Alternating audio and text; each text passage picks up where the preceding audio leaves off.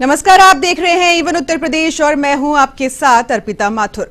खबरों की शुरुआत करेंगे सुर्खियों के साथ।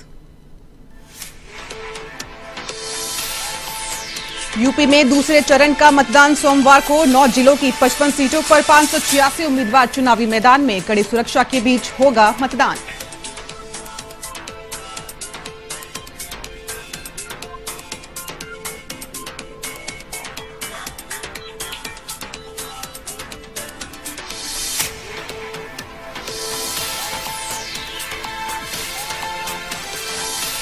केंद्रीय मंत्री राजनाथ सिंह ने बाराबंकी में तो सीएम योगी ने एटा में संभाली कमान। दोनों नेताओं ने सपा पर बोला सीधा हमला। गुंडा राज चाहिए या कानून का राज, जनता करेगी तय।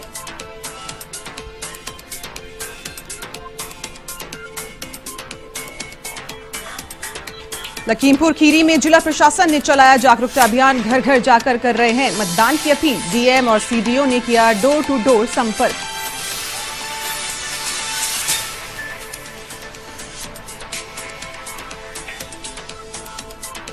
वहीं बुलंदशहर में बड़ा हादसा। निर्माणाधीन मकान का लेंटर गिरा। मलबे में दबने से 32 मजदूर घायल, 4 की हालत नाजुक। प्रशासन ने घायलों को कराया अस्पताल में भर्ती।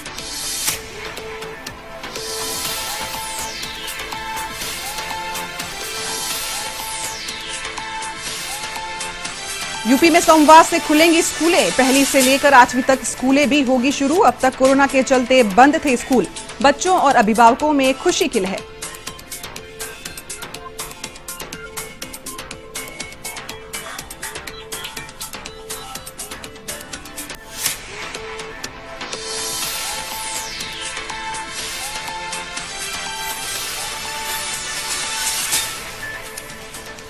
उत्तर प्रदेश में दूसरे चरण की 55 सीटों और उत्तराखंड और गोवा की सभी विधानसभा सीटों के लिए चुनाव सोमवार को होगा। इन क्षेत्रों में होने वाले मतदान के लिए सभी राजनीतिक दलों ने पूरी ताकत झोंकी है। इस चरण में तीनों राज्यों की कुल 165 सीटों पर 1519 प्रत्याशी मैदान में हैं। वहीं यहां 14 फरवरी को मतदान होगा। आपको बता दें कि यूपी के 9 जिलों में 55 सीटों पर कुल 586 उम्मीदवार चुनावी मैदान में उतरे हैं। यहाँ प्रमुख चेहरों में चंदौली से गुलाब देवी, नकुड़ से धर्म सिंह सैनी, रामपुर से आजम खान और अमरोहा से महबूब अली शामिल है।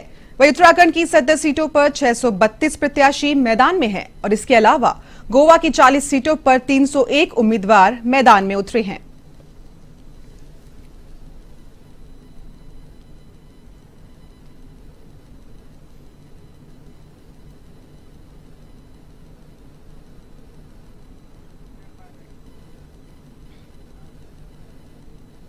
उत्तर प्रदेश चुनाव में भारतीय जनता पार्टी ने अपना हर मोर्चा मजबूत करने के लिए अभियान में पार्टी के दिग्गजों को लगा रखा है। उत्तर प्रदेश विधानसभा चुनाव 2022 के पहले चरण में मतदान के बाद अब अन्य दौर के मतदान वाले क्षेत्रों पर भाजपा की नजर है। इसी के चलते रक्षा मंत्री राजनाथ सिंह बाराबंकी दौरे पर रहे, जहां उन्होंने जनसभा को संबोधित किया। इन जिलों में चौथे चरण में 23 फरवरी और 5वें चरण में 27 फरवरी को मतदान होगा।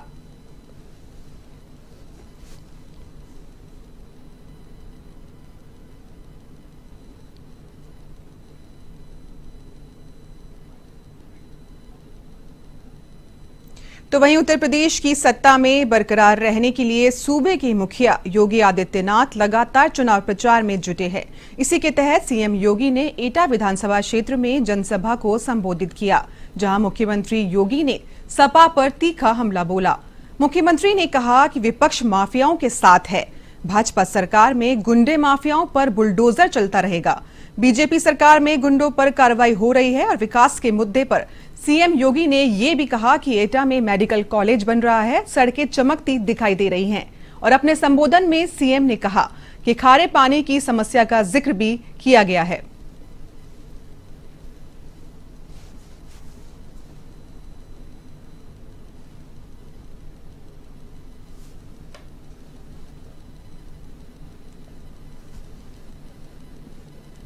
जलेसर को भी एक पहचान दिलाता है। क्या बात भाइयों बहनों, 1857 के प्रथम स्वातंत्र समर में जनपद ने देश की स्वाधीनता के लिए अग्रणी भूमिका का निर्वहन किया था। और लगातार यहां के क्रांतिकारी भारत माता की स्वाधीनता के लिए जूझते रहे। लेकिन इसे विडंबना ही कहा जाएगा कि जिस जनपद ने देश के अंदर स्वाधीनता की लड़ाई में अग्रणी भूमिका का निर्वहन किया हो, आजादी के बाद 70-71 वर्षों तक उस जनपद में बीमार लोगों के लिए उच्च चिकित्सा संस्थान स्थापित हो, मेडिकल कॉलेज की स्थापना हो, यह सपना कभी साकार नहीं हो पाया। लेकिन आज मुझे आप सबको बताते हुए प्रसन्नता की अनुभूति हो रही है कि हमारी सरकार ने वीरांगना अवंतीबाई लोधी जी के नाम पर एक मेडिकल कॉलेज का निर्माण भी आपके एटा जनपद को दे दिया है। आज यहां पर अपना मेडिकल कॉलेज उच्च स्वास्थ्य सुविधा के केंद्र के रूप में स्थापित हो गया है। भाइयों बहनों, ये जनपद यहां पर इससे पहले 2017 के पहले सत्ता के द्वारा प्रायोजित अपराधियों, पेशेवर माफियाओं के गुंडागर्दी और अराजकता का अड्डा था। आपने 2017 के बाद एटा जनपद के उन कुख्यात माफियाओं के ऊपर सरकार का बुलडोजर चलते हुए देखा होगा और उनकी संपत्ति को जब्त होते हुए भी देखा होगा। क्या इससे पहले कभी माफियाओं के ऊपर बुलडोजर चल पाता था? ये बुलडोजर चलना चाहिए ना? कौन चलाएगा? भाइयों बहनों, आज यही तो मैं कहने के लिए आया हूं। मैं यही कहने के लिए आया हूं, सपा रही हो या बसपा, कांग्रेस हो या फिर अन्य वे दल जो दलदल में धंसे हुए हैं, इनके मन में गरीब के लिए संवेदना नहीं थी, किसान के लिए संवेदना नहीं थी, एमएसएमई यानी सूक्ष्म लघु मध्यम उद्यम से जुड़े हुए उद्यमियों के लिए संवेदना नहीं थी, बेटी की सुरक्षा के लिए इनके मन में संवेदना नहीं थी। इनकी संवेदना तो पेशेवर माफिया और अपराधियों के प्रति थी। चुनावी समर में रविवार को मुख्यमंत्री योगी आदित्यनाथ औरैया दौरे पर रहे। आपको बता दें, वो विधुना पहुंचे, जहां पर उन्होंने सपा पर जमकर निशाना साधा। उन्होंने कहा कि सपा के कार्यकाल में प्रदेश में चारों तरफ अराजकता का माहौल होने के साथ साथ बेरोजगारी चरम पर थी, गुंडे और माफिया का राज था। लेकिन 2017 के बाद प्रदेश में भाजपा की सरकार आने पर गुंडे माफिया प्रदेश से पलायन कर गए और जेल की सलाखों के पीछे हैं। भाजपा सरकार ने पिछले 5 सालों में सबका साथ सबका विकास के तहत कार्य किया। बसपा पर निशाना साधते हुए कहा गया कि हाथी का तो पेट कभी भरा ही नहीं। जो लोग विकास और वैक्सीन का विरोध करते, उन्हें सब कुछ बताने का समय आ गया। जिले की 3 सीटें जिताकर भेजिए, सुरक्षा और विकास का जिम्मा हमारा होगा।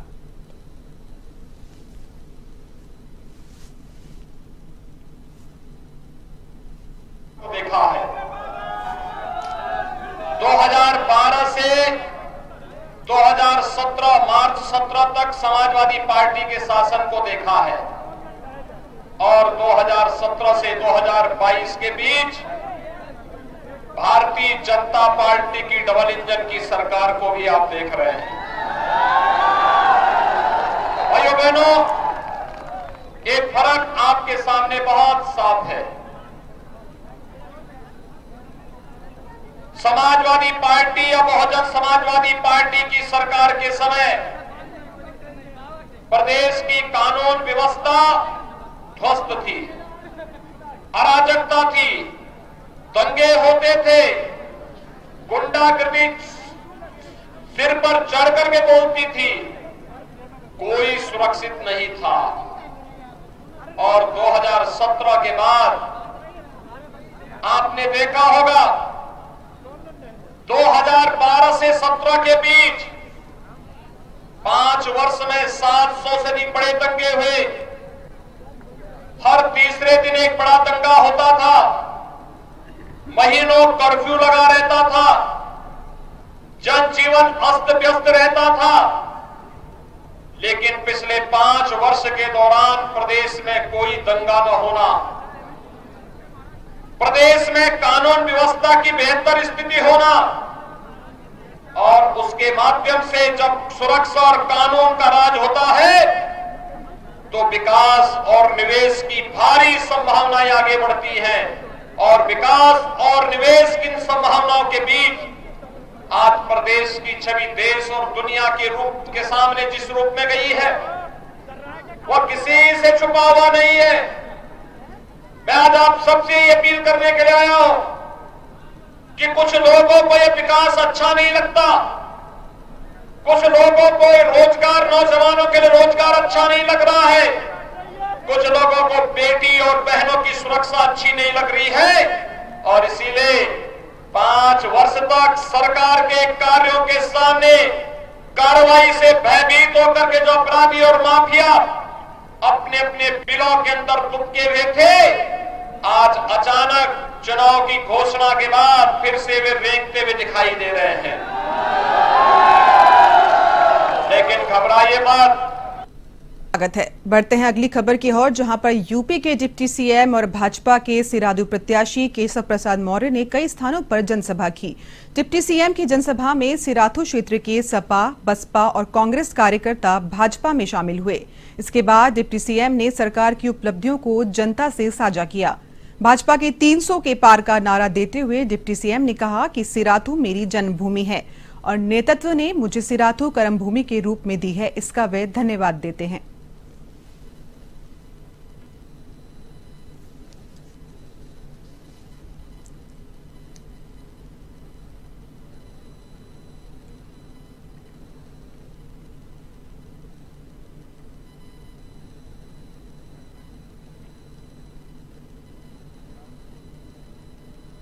अगली खबर उत्तर प्रदेश के ललितपुर से है, जहां पर तीसरे चरण का मतदान 20 फरवरी को होगा और इसको लेकर एमपी की पूर्व सीएम उमा भारती एक दिवसीय दौरे पर ललितपुर के जखोरा और बानपुर पहुंची। जखोरा में जनसभा को संबोधित करके भाजपा प्रत्याशी रामरतन कुशवाहा को माला पहनाकर आशीर्वाद दिया। उमा भारती ने जनता की भाजपा के पक्ष में वोट देने की अपील की और इसके साथ ही उन्होंने मेहरौनी विधानसभा के बानपुर में जनसभा को संबोधित करके भाजपा प्रत्याशी मनोहर लाल पंत मन्नू कोरी के लिए जनता से वोट भी मांगे। उमा ने केंद्र और राज्य सरकार की योजनाओं की जानकारी दी, साथ ही सपा पर निशाना भी साधा।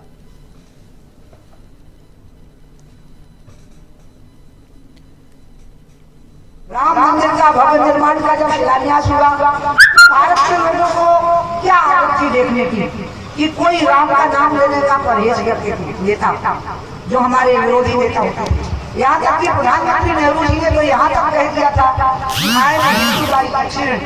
मैं दुर्घटना से हिंदू बना हूँ, कोई अपनी पसंद से हिंदू नहीं बना। तो इस देश ने ऐसा भी प्रधानमंत्री देखा है जो ये बोला कि I am Hindu by accident. और फिर इस देश ने एक ऐसा भी प्रधानमंत्री देखा जो राम राजा के साथ साष्टांग होकर के पड़ा हुआ। तो वहीं उत्तर प्रदेश के लखीमपुर खीरी में विधानसभा चुनाव को लेकर जिला प्रशासन सतर्क हो गया है, लोगों को जागरूक करने के प्रयास तेज कर दिए हैं। ऐसे में मतदान प्रतिशत बढ़ाने के लिए जिले के डीएम महेंद्र बहादुर सिंह ने अनोखे ढंग से मतदाता जागरूकता अभियान शुरू किया, जिसके लिए डीएम महेंद्र बहादुर सिंह के साथ सीडीओ अनिल कुमार सिंह और एसडीएम रेनू ने काशीनगर मोहल्ले में घर घर जाकर जनता को वोट डालने के लिए निमंत्रण कार्ड बांटे। आपको बता दें कि जिले में लोग ज्यादा से ज्यादा मतदान करें, इसके लिए जिला प्रशासन ने निमंत्रण कार्ड छपवाए हैं। लखीमपुर खीरी में 23 फरवरी को मतदान होना है।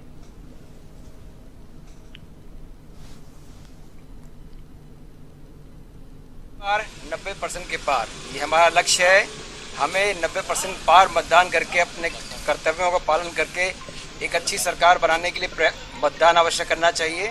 और लखीमपुर खीरी ठहरा है कि 23 फरवरी को 90% के पार और अपनी आन शान को बढ़ाएंगे और 90% के पार जाएंगे। सर किस तरीके से रिस्पॉन्स मिल रहा है सर? वहीं यूपी विधानसभा चुनाव के दूसरे चरण के लिए जनपद सहारनपुर में सोमवार को मतदान होगा। जनपद में बेहद नक्सरानपुर नगर और देहात के साथ ही देवबंद, रामपुर, मनिहारन और गंगोह की सीट पर वोटिंग है। मतदान के लिए जनपद में 25,86,029 वोटर्स हैं जो उम्मीदवारों के भाग्य को ईवीएम में कैद करेंगे। मतदान के लिए जनपद में 1,307 बूथ बनाए गए हैं, जिसमें मतदेय स्थल 2,957 है। सोमवार की वोटिंग के लिए पोलिंग पार्टियां चुनाव के लिए रवाना हो गई हैं और जनपद में सभी पोलिंग बूथ पर पुलिस फोर्स समेत पैरामिलिट्री फोर्स भी तैनात की गई है। जिलाधिकारी अखिलेश सिंह ने बताया कि जनपद में होने वाले चुनाव की सभी तैयारियां पूरी कर ली गई है। जिला स्तर और विधानसभा में कंट्रोल रूम भी बनाए गए हैं और जनता से अपील है कि वह भी अपना पूर्ण सहयोग मतदान में शांति व्यवस्था बनाए रखने के लिए दें और जरूरी दस्तावेज मतदान के समय अपने साथ में रखें।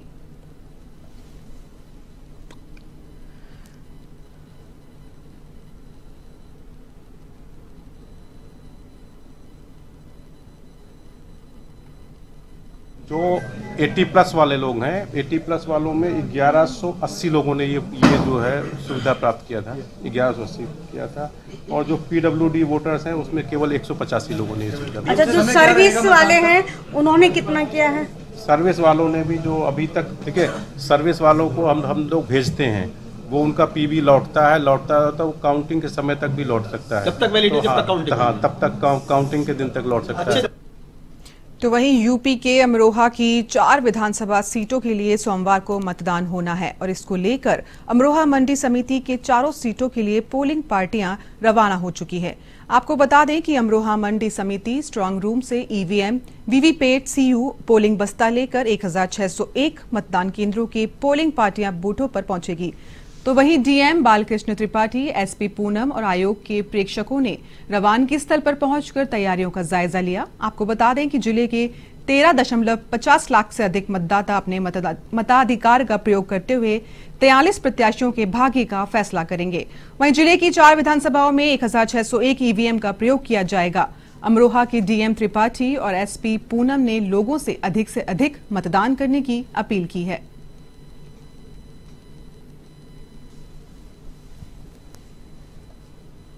मंडी से सभी पोलिंग पार्टी रवाना हो रही हैं। सभी यहाँ जो है पुलिस की भी टीमें मौजूद हैं और जो हमारी लैंड ऑर्डर के लिए भी फोर्स है वो सब भी पहुँच चुकी है जनपद में और सबकी ड्यूटी लगी हुई है, सबको ब्रीफिंग हो चुकी है। और पूरे हमारे सभी जो मतदान केंद्र हैं, 916 जनपद में मतदान केंद्र हैं, वो सब CPMF से कवर्ड हैं।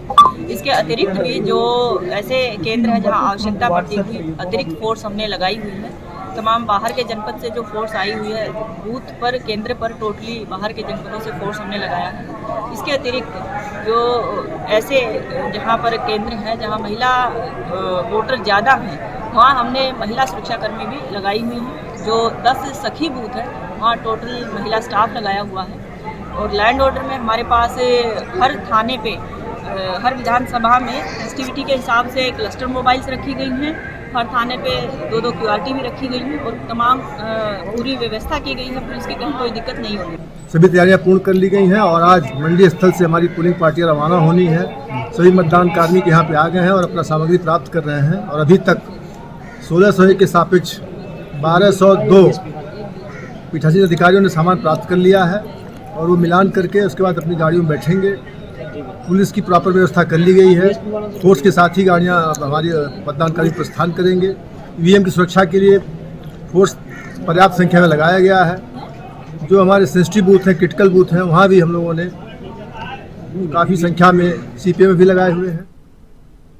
तो A1 उत्तर प्रदेश में फिलहाल के लिए इतना ही। बाकी तमाम खबरों के लिए आप देखते रहिए A1 TV। नमस्कार।